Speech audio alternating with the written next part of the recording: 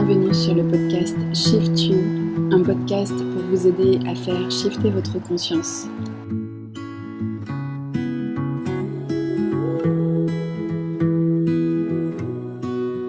Au-delà des frontières du réel, vous retrouverez ici des interviews et des podcasts en français sur les sujets de la conscience, de l'ouverture au monde.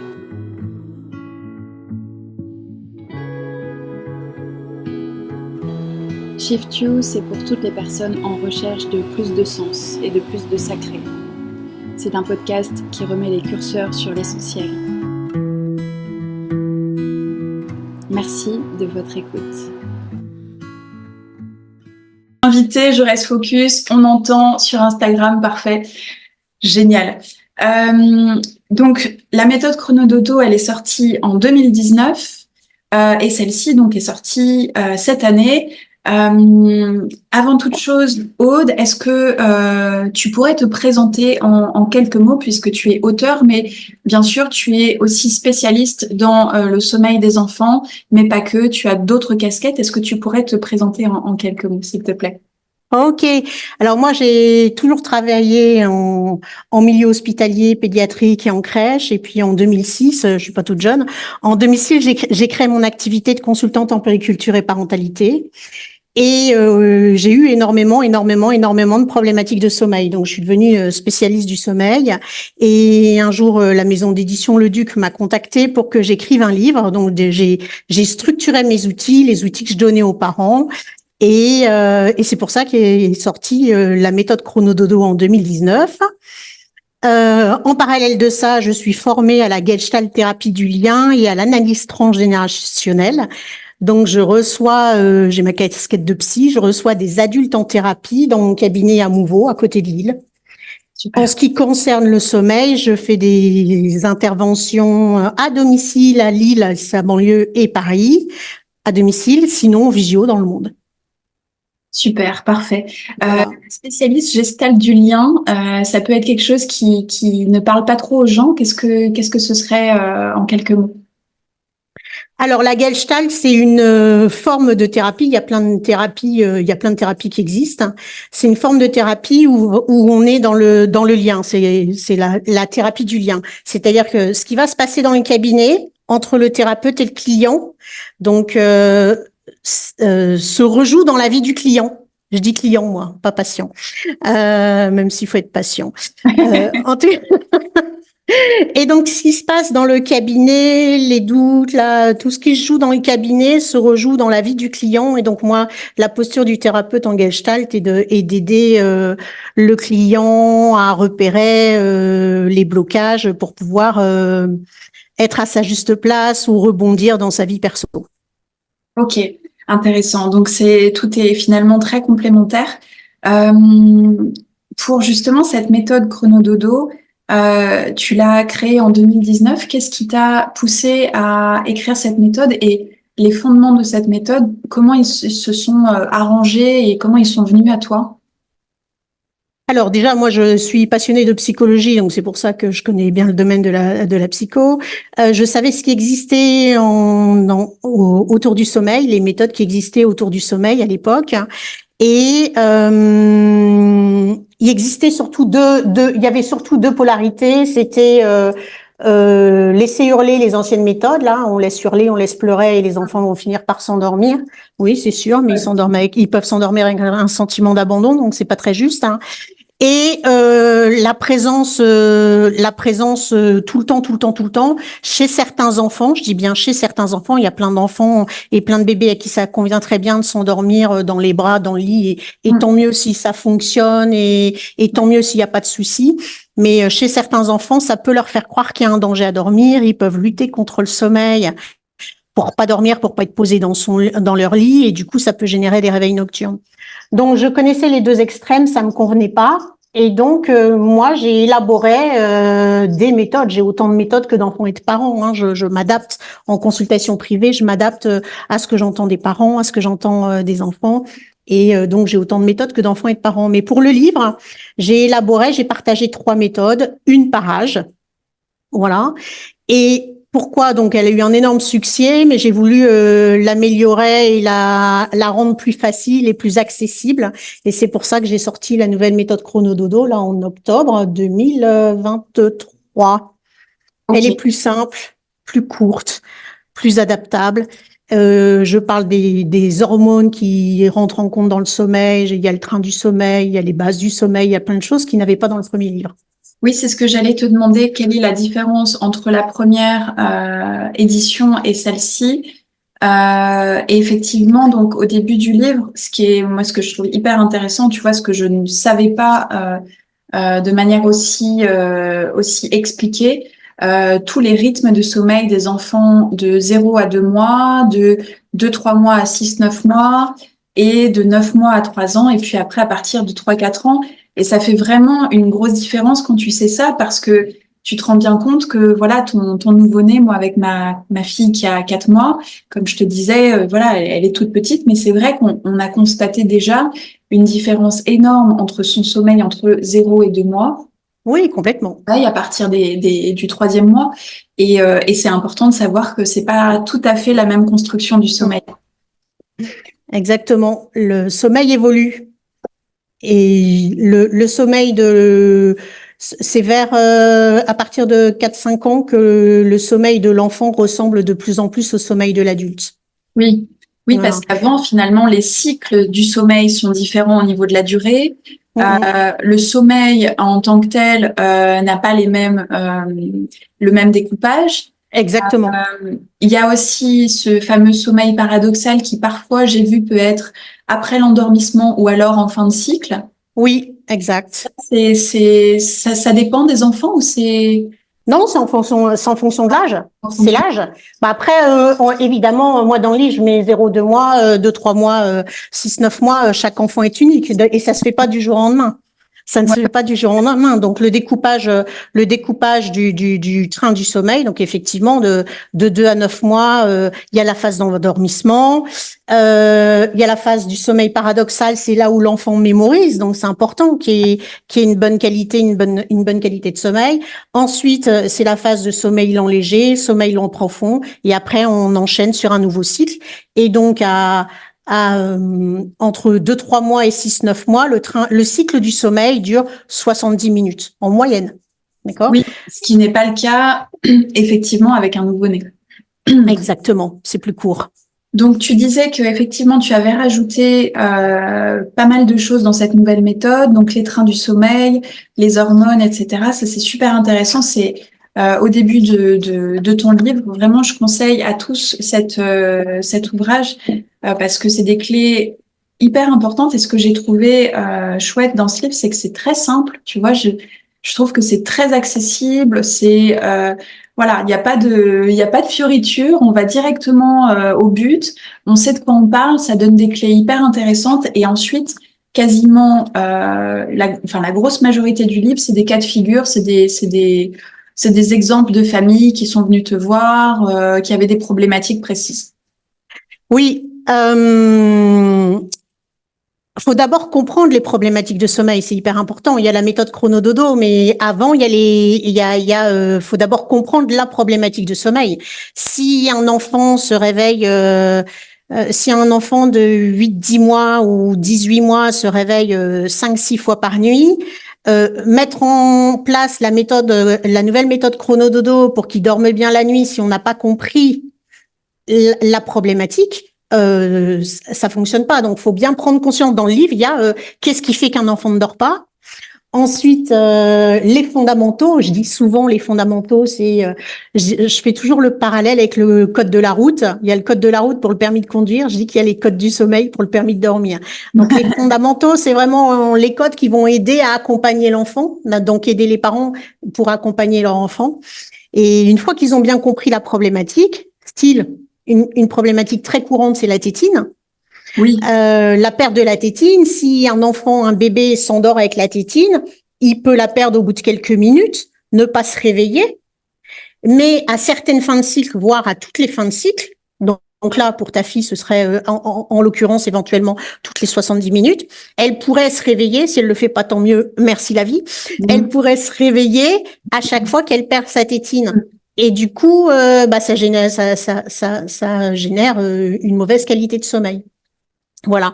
Chez les enfants plus grands, chez des enfants plus grands qui sont tout à fait capables, alors c'est ça aussi que je rencontre souvent, chez des enfants plus grands qui sont tout à fait capables de mettre leur tétine dans la bouche et qui la cherchent la nuit, Oui. il y a plein de parents qui me disent mais non, c'est pas des réveils tétines, c'est pas des réveils tétines, quand on y va, il ou elle a la tétine.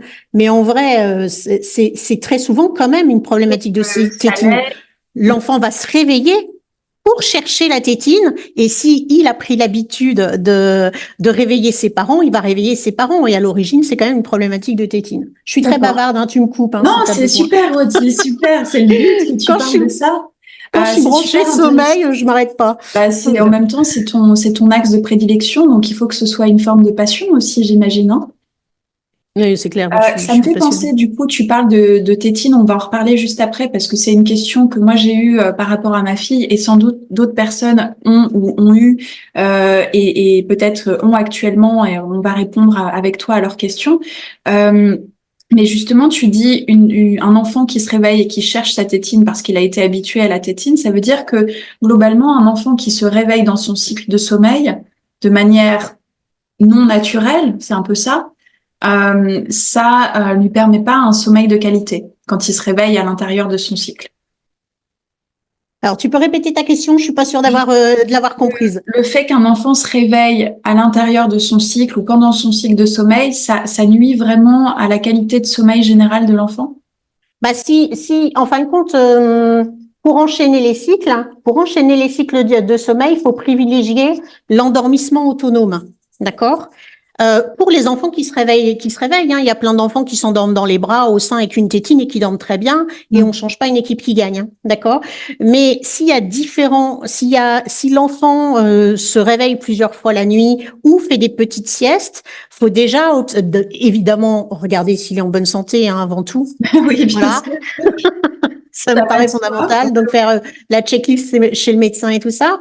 Et ensuite, repérer, est-ce qu'il s'endort, s'il se réveille, il fait des courtes siestes et s'il se réveille la nuit, s'il y a plusieurs réveils nocturnes, est-ce qu'il s'endort en autonomie? Est-ce qu'il a des stratégies d'endormissement autonome? Si il y a des étoiles au plafond, de la musique, une tétine, les bras, le sein, le porte-bébé, la poussette et tout ça, ça peut nuire à une bonne qualité de sommeil, ce qui ne veut pas dire que les enfants qui s'endorment de façon dépendante ont un mauvais sommeil. Ok. D'accord. Parce qu'effectivement, tu parles de ça aussi un petit peu dans le livre, toutes ces techniques d'endormissement, de lumière, etc., de privilégier quelque chose de plus naturel, de plus simple. Là, on parle vraiment de quand l'enfant se réveille dans la nuit, c'est ça? Ouais. Ou la sieste, ou des courtes siestes. Ou des courtes siestes.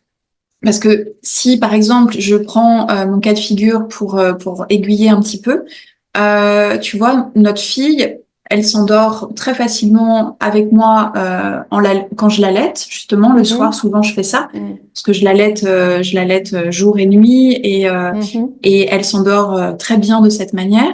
Et elle s'endort très bien quand on la porte, quand on lui chante des chansons et ça peut être très rapide. Voilà, en la berçant et elle peut s'endormir très très très bien et très vite.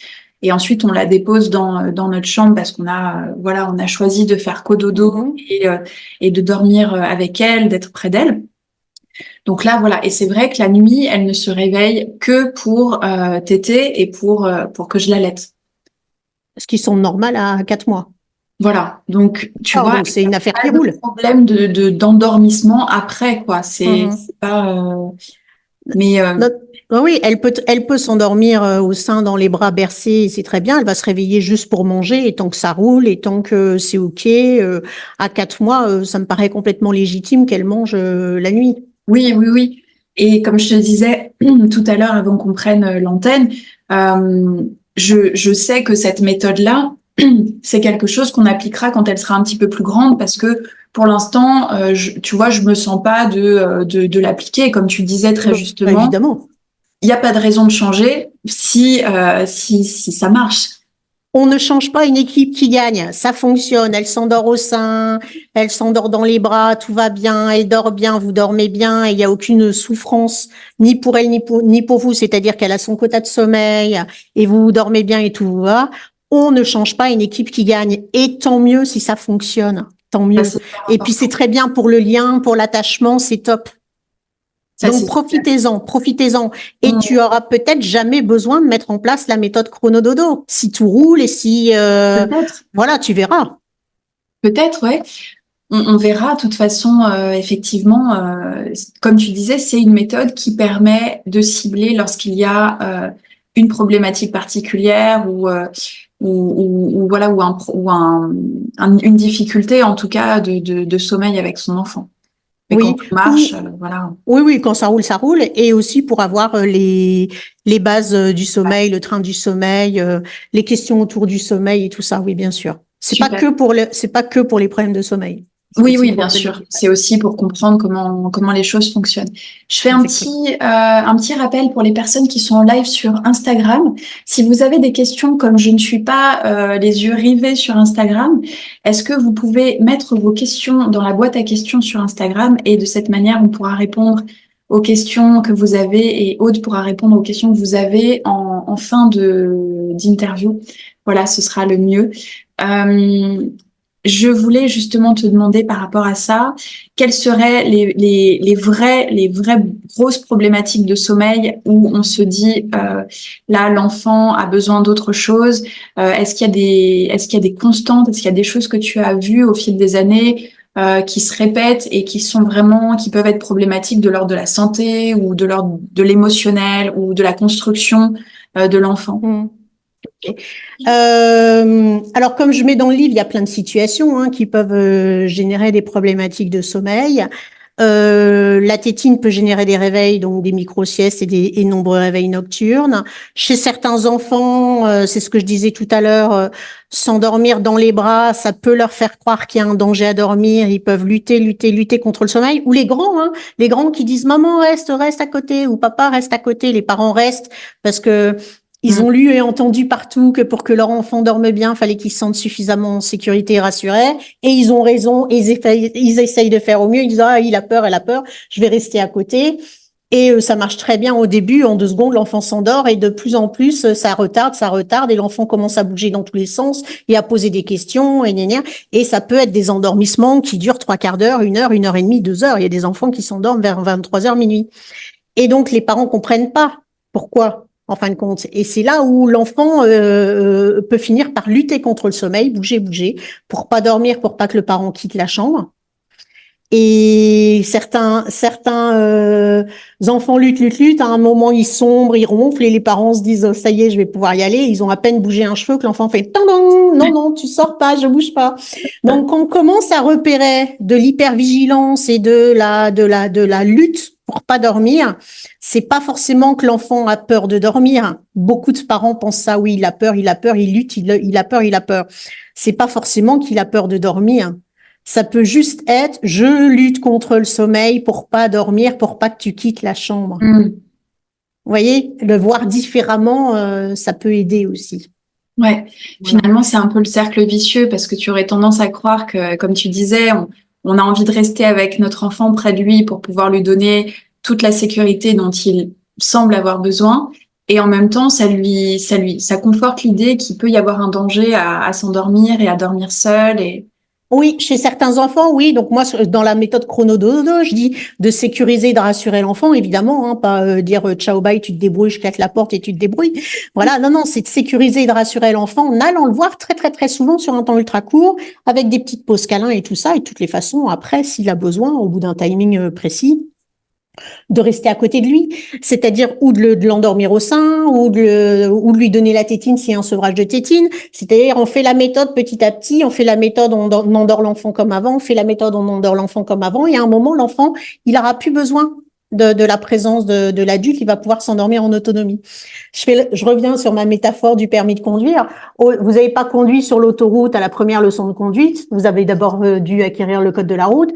Ensuite, il y a eu le moniteur intervenait énormément au début. Rétrograde, passe la seconde, écoute le moteur, regarde dans le rétro, ceci, cela. Et au fur et à mesure des leçons de conduite, il y avait de moins en moins besoin d'intervention et vous avez pu avoir avoir des séances de conduite sans intervention de l'adulte et vous avez passé votre permis.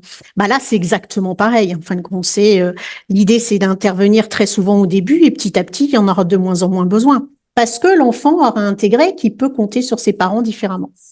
Oui, ça c'est important. Il y a une espèce de transition entre le moment où il est complètement pris en charge d'une certaine manière et puis le moment où il sent que ses parents sont là, mais qu'il arrive aussi à trouver son autonomie de manière sécurisée et en même temps sans avoir l'impression qu'il y a un danger. C'est quand même une balance très subtile. C'est de l'intensif, hein. L'idée, c'est vraiment d'accompagner son enfant différemment. C'est vraiment très intensif, hein, de mettre en place les outils, c'est sécuriser différemment, juste ce qu'il faut, ni trop ni pas assez. Après, moi, je donne des outils, je donne des méthodes en fonction de l'âge, mais les parents, ils peuvent adapter. Ce qui va aider l'enfant, ce qui aide l'enfant, c'est de sentir que ses parents d'abord lui font font confiance au processus et sont alignés. Si c'est je sais pas, j'y vais pas, gna gna gna, il faut que S'il n'y a pas de cohérence, de persévérance et de récurrence, ça fonctionne pas. Oui. C'est pour ça que c'est très timé. Le timing, c'est pour accompagner les parents. Et oui. C'est justement, ah bah oui, on doit faire ça, donc ok, on fait ça. Du coup, les parents sont rassurés par une ligne de conduite qui mettent en place que si ça leur convient, évidemment. Et l'enfant sent que le parent est sécure, est aligné et a confiance. Et du coup, ça aide forcément l'enfant. Oui, et ça, c'est vrai que tu rappelles quelque chose d'hyper important. C'est valable pour tout, pas seulement pour le sommeil. Tu le constates à quel point tes enfants sont des éponges. Et quand toi, tu stresses ou t'es dans tous les sens ou t'es un peu à bout de fatigue, l'enfant aura tendance à se sentir exactement dans la même énergie et c'est dingue, c'est tellement puissant. On est tous des éponges. On dit souvent que les enfants sont des éponges, mais on est tous des éponges.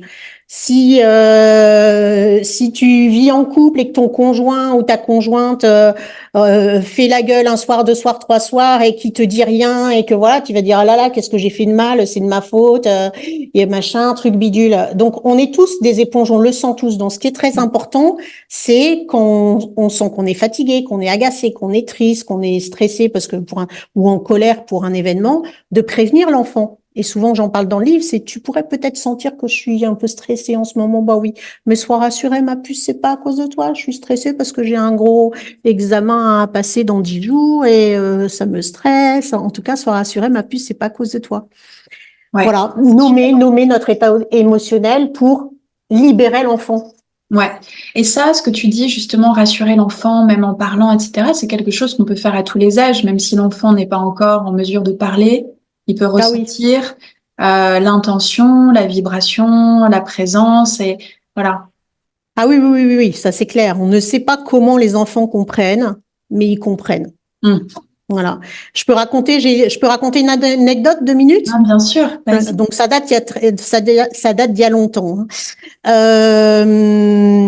Dans le livre, j'ai mis que c'était une petite fille, Hermine, mais en vrai, c'était un petit garçon.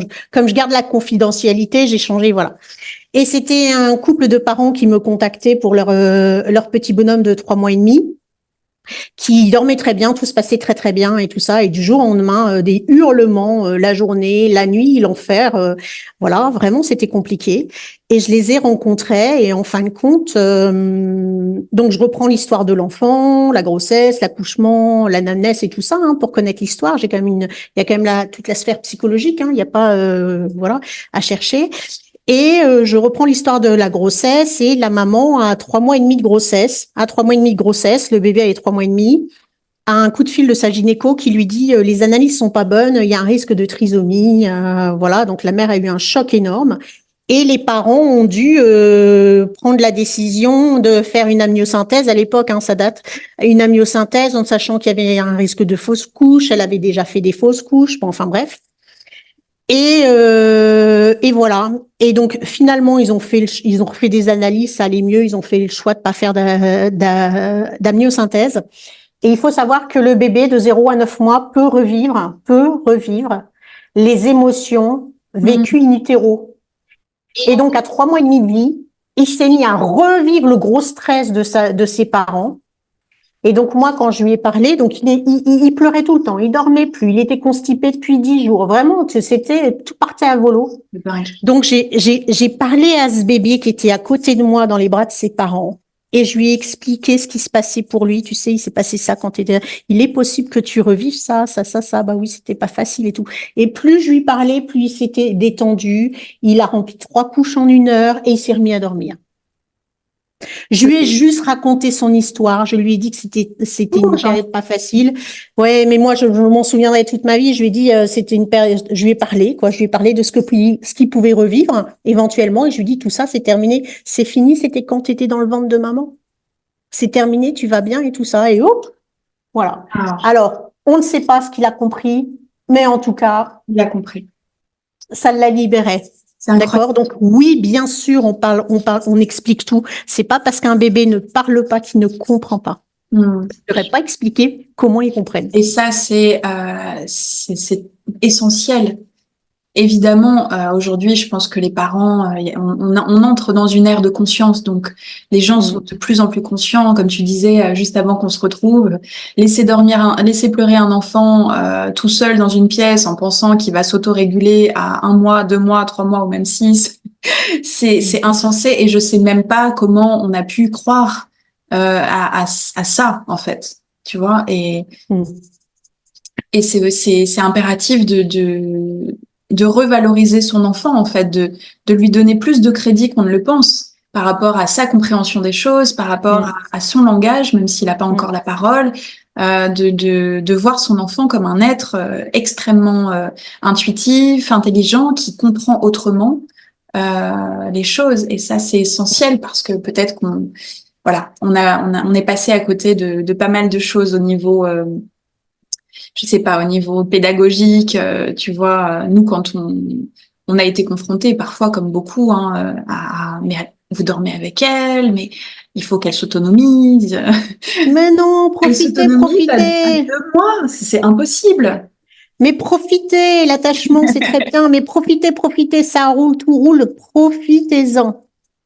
Merci. Je suis pas contre, je suis pas du tout contre, au contraire. C'est bon pour elle, c'est bon pour vous, ça roule, mais ne changez pas une équipe qui gagne et n'écoutez pas ce discours-là, ah là là, faut qu'elle s'endorme en autonomie, pas du tout. Si ça fonctionne, si tout va bien, on ne change pas une équipe qui gagne. C'est quand il commence à y avoir de la souffrance ou des problématiques où il faut peut-être voir les choses autrement. Ça, c'est super important. Effectivement, garder un cadre qui fonctionne, être à l'écoute de son enfant et lui donner vraiment ce crédit, qui peut comprendre tout un tas de choses. C'est extrêmement intéressant ce que tu dis sur l'aspect de revivre ce qui s'est passé pendant la grossesse. Ça, je pense que en tant que femme et en tant que parent, on peut peut-être y donner une grande attention, un peu plus, en tout cas mettre une emphase dessus durant les 9 premiers mois de vie sur Terre. Parce que ça peut expliquer beaucoup de choses. Ça, c'est vraiment important. Effectivement, on parle beaucoup de mémoire intra-utérine et c'est pas pour rien, et d'autant plus sur les premiers mois de la vie de l'enfant. Et ce qui est bien aussi, je reviens à ton livre, tu proposes des méthodes de jour et des méthodes de nuit. Donc ça, c'est hyper intéressant, je trouve. Pour pouvoir vraiment adapter en fonction. Donc je remontre pour les personnes qui verront cette vidéo et qui voient ce live la nouvelle méthode Chronododo, qui est une réédition de la première méthode Chronododo. Et j'ai ma première traduction, je suis très fière. Merci les éditions Le Duc. En quelle langue? En coréen, complètement improbable. Et si vous parlez le coréen couramment, vous pouvez vous procurer la méthode Chronododo en coréen également. Super. Est-ce que je t'ai coupé la méthode de nuit? Excuse-moi, je t'ai coupé parce que voilà, mais oui, parce que il y a des enfants qui s'endorment en autonomie complète et qui se réveillent la nuit. D'accord. Donc là, il y aura que la méthode de nuit à mettre en place. Mais si l'enfant s'endort avec une tétine ou dans les bras et que ça génère des réveils nocturnes, faut d'abord travailler l'autonomie des endormissements la journée pour que l'enfant puisse enchaîner les cycles la nuit. Donc c'est du cas par cas en fin de compte. Certains vont avoir que les siestes où c'est compliqué, d'autres que les nuits, d'autres siestes, endormissement, nuit, la totale. Voilà. Ouais, mais ça c'est essentiel aussi, hein. Vraiment. Aude, pour te retrouver, pour travailler avec toi, comment est-ce qu'on te contacte? Où est-ce qu'on te trouve? Tu en as un petit peu parlé au début, mais Alors, j'ai un site internet qui s'appelle comme moi, audebeccar.com. Donc, sur mon site, soit on me contacte, il y a le numéro de téléphone, soit par le formulaire de contact. Si c'est des visites pour une visite à domicile à Lille ou dans sa banlieue ou Paris, c'est plutôt par téléphone. Il est tout bien expliqué comment j'accompagne. C'est un travail sur 3 semaines, c'est sur 5 semaines, pardon. J'ai changé en 2024. Bon, enfin d'accord, bref, il est tout bien expliqué, mais on peut aussi m'appeler, bien sûr. parfait. Est-ce que tu souhaites rajouter quelque chose? Je réfléchis. Non, j'espère que j'ai éclairé, j'espère avoir éclairé les parents sur le sommeil. C'est hyper important. Euh, la nouvelle méthode chronododo. Voilà, Et merci à disponible toi. maintenant aux éditions Le Duc. Merci infiniment, Aude. Merci à toutes les personnes qui sont venues en live. Je regarde s'il y a des questions. Pas de questions. Merci à tous. Merci encore, Aude. Et je mettrai de toute façon toutes tes informations. Avec plaisir. Merci à toutes. Merci. Merci Armel. À bientôt.